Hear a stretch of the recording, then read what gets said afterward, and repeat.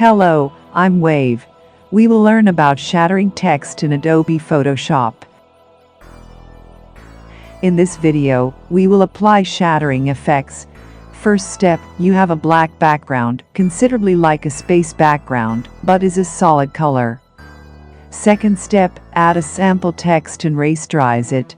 Third step, make lots of triangular section and transform it.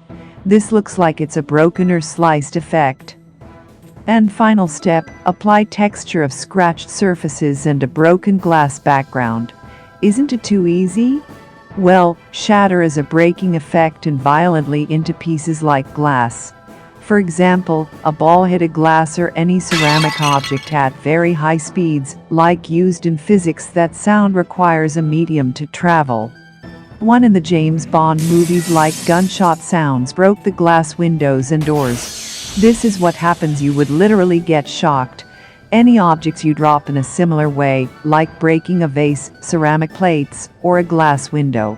You would be familiar against tails as well. Tails showed me about curve patterns for the first time, and now it's my chance to show another one. Tails.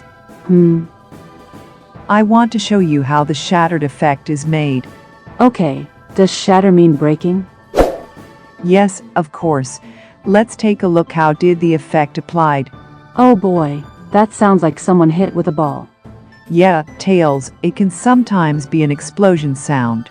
Yeah, so, glass, as we know, it is made with silica, as molecules are tightly packed with each other, that is crystalline solid.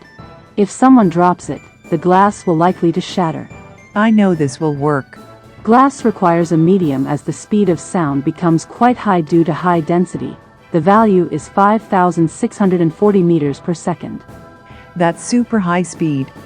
But in the air normally, the speed of sound is 340 meters per second due to low density.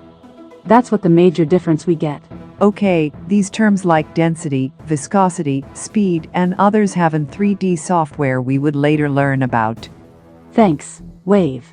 You're welcome. So, this video is about shattering text in Adobe Photoshop.